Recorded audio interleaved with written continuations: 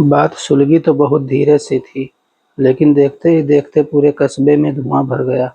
चौधरी की मौत सुबह 4 बजे हुई थी। 7 बजे तक चौधराइन ने रो धोकर होश संभाले और सबसे पहले मुल्ला खैरुद्दीन को बुलाया और नौकर को सख्त ताकीद की कि कोई जिक्र न करे। नौकर जब मुल्ला को आंगन में छोड़कर चला गया तो चौधराइन मुल्ला को ऊपर ख्वाबगाह में ले गई, जहाँ चौधरी की लाश बिस्तर से उतार कर जमीन पर बिछा दी गई थी। दो सफेद चादरों के बीच लेटा एक जर्दी मैल सफेद चेहरा, सफेद वही दाढ़ी और लंबे सफेद बाल। चौधरी के चेहरा बहुत नूरानी लग रहा था। मुल्ला ने देखते ही इन्ना लिल्लाहि व इन्ना इलैहि राजिऊन पढ़ा। कुछ रस्मी से जुल्मे कह अभी ठीक से बैठा भी न था कि चौधराइन अलमारी से वसीयतनामा निकाल लाई। मुल्ला को दिखाया और पढ़ाया भी। चौधरी की आखिरी ख्वाहिश थी कि उन्हें दफन के बजाय चिता पर रख के जलाया जाए और उनकी राख को गांव की नदी में बहा दिया जाए, जो उनकी जमीन सींचती है। मुल्ला चुप के पढ़ के चुप रहा। चौधरी ने दीन मजहब के लिए बड़े काम किए थे गांव में। हिंदू मुसलमान को एक सा दान देते थे। गांव में कच्ची मस्जिद पक्की करवा दी थी और तो और हिंदुओं के शमशान की इमारत भी पक्की करवाई थी। अब कई वर्षों से बीमार पड़े थे, लेकिन इस बीमारी के दौरान भी हर रमजान में गरीब गुरबा की अफ्तारी का इंतजाम मस्जिद में उन्हीं की तरफ से हुआ करता था। इलाके के मुसलमान बड़े भक्त थे उनके, बड़ा अकीदा था उन पर और अब वसीयत पढ़ के बड़ी हैरत हुई मुल्ला को कहीं झमेला न खड़ा हो जाए। आजकल वैसे ही मुल्क की फिजा खराब हो रही थी। चौधराइन ने कहा, कोई पाठ पूजा नहीं करवाना चाहती हूँ, बस इतना चाहती हूँ कि शमशान में उन्हें जलाने का इंतजाम कर दीजिए। मैं रामचंद्र पंडित को भी बता सकती थी, लेकिन इसलिए नहीं बुलाया कि बात कहीं बिगड़ न जाए।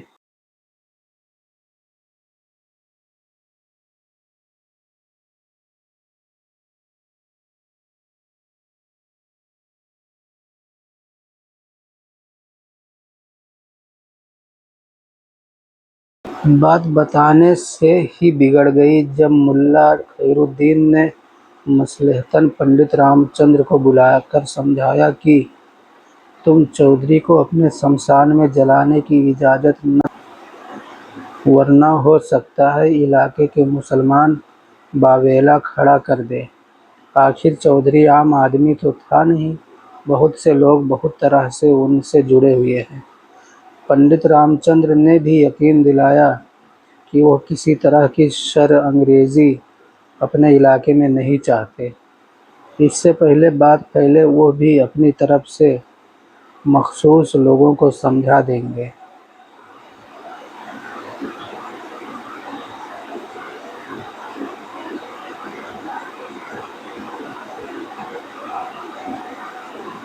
बात जो सुलग गई बात जो सुलग गई थी धीरे धीरे आग पकड़ने लगी।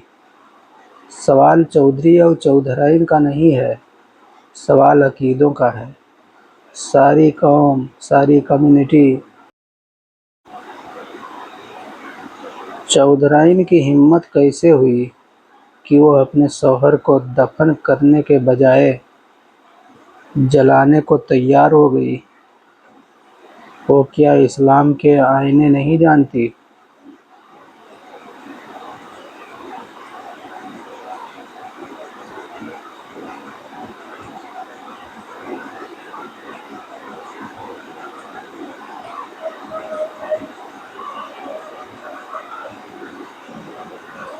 कुछ लोगों ने चौधराइन से मिलने की भी जिद की।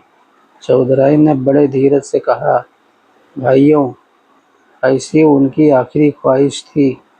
मिट्टी ही तो है, अब जला दो या दफन कर दो। जलाने से उनकी रूह को तस्कीन मिले तो आपको एतराज हो सकता है। एक साहब कुछ ज़्यादा बोले, उन्हें जलाकर क्या आपको तस्कीन होगी? जी हाँ। चौधराइन का जवाब बहुत मुख्तसर था, उनकी आखिरी ख्वाहिश पूरी करने से ही मुझे तस्कीन होगी।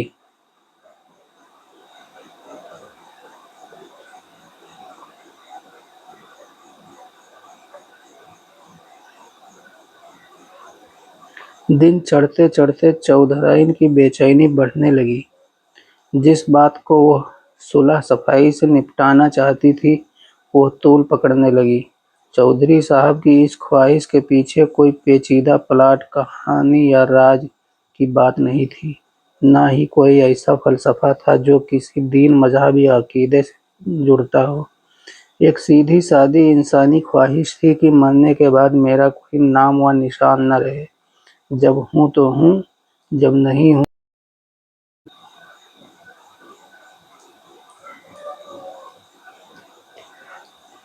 वर्षों पहले ये बात बीबी से हुई थी, पर जीते जी कहाँ कोई किसी तफ़सील में झाँक कर देखता है। और यह बात उस ख्वाहिश को पूरा करना चौधराइन की मोहब्बत और भरोसे का सबूत था। यह क्या कि आदमी आँख से ओझल हुआ और आप तमाम ओहदों पैमाने भूल गए। चौधराइन ने एक बार बीरू को भेजकर रामचंद्र पंडित को बुलाने की कोशिश भी की थी, लेकिन पंडित मिला ही नहीं। उसके चौकीदार ने कहा,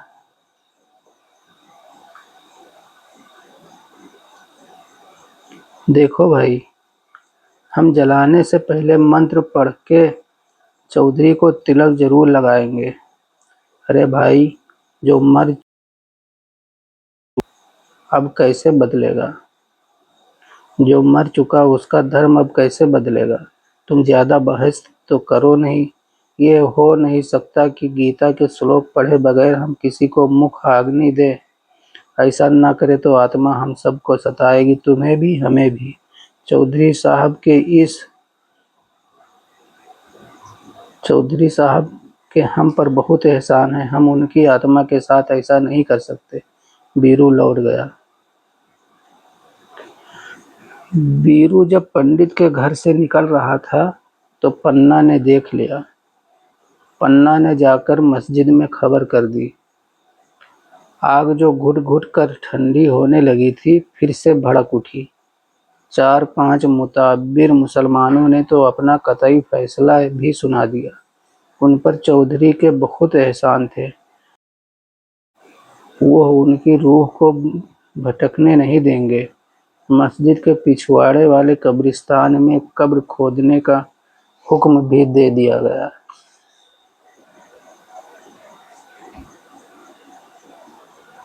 शाम होते होते कुछ लोग फिर हवेली पर आ धमके। उन्होंने फैसला कर लिया था कि चौधराइन को डरा धमकाकर चौधरी का वसीयतनामा उससे हासिल कर लिया जाए और जला दिया जाए। फिर वसीयतनामा ही नहीं रहेगा तो बुढ़िया क्या कर लेगी? चौधराइन ने शायद यह बात सूंघ ली थी। वसीयतनामा तो उसने कहीं छुपा दिया था, और जब लोगों ने डराने धमकाने की कोशिश की तो उसने कह दिया,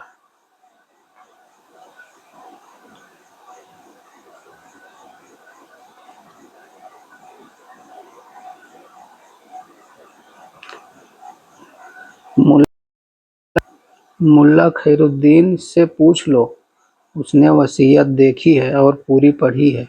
और अगर वो इनकार कर दे तो कुरान शरीफ पर हाथ रख के इनकार कर दे तो दिखा दूंगी, वरना क्या, वरना कचहरी में देखना। बात कचहरी तक जा सकती है, यह भी वाज़ेह हो गया। हो सकता है चौधराइन शहर से अपने वकील को और पुलिस को बुला ले। पुलिस को बुलाकर उनकी हाजिरी में अपने इरादे पर अमल कर ले। और क्या पता वो अब तक उन्हें बुला भी चुकी हो, वरना शौहर की लाश बर्फ की सीलों पर रखकर कोई कैसे इतनी खुद एतमादी से बात कर सकता है। रात के वक्त खबरें अफवाहों की रफ्तार से उड़ती हैं।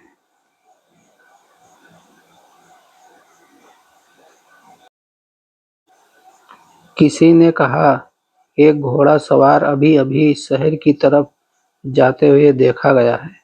घुड़सवार ने सर और मुंह साफे से ढांप रखा था और वह चौधरी की हवेली से ही आ रहा था। एक ने तो उसे चौधरी के अस्तबल से निकलते हुए भी देखा था। खादू का कहना था कि उसने हवेली के पिछले अहाते में सिर्फ लकड़ियां काटने की आवाज ही नहीं सुनी, बल्कि पेड़ गिरते हुए भी देखा है।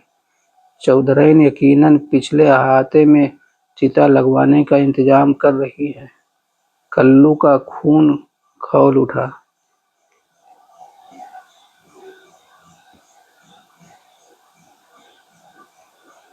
बुजदिलों, आज रात एक मुसलमान को चिता पर जलाया जाएगा और तुम सब यहाँ बैठे आग की लपटें देखोगे। कल्लू अपने अड्डे से बाहर निकला। खून खराबा उसका पेशा है तो क्या हुआ, ईमान भी तो कोई चीज है। ईमान से अजीज तो माँ भी नहीं होती यारों। 4-5 साथियों को लेकर कल्लू पिछली दीवार से हवेली पर चढ़ गया। बुढ़िया अकेली बैठी थी लाश के पास। चौंकने से पहले ही कल्लू की कुल्हाड़ी सर से गुजर गई।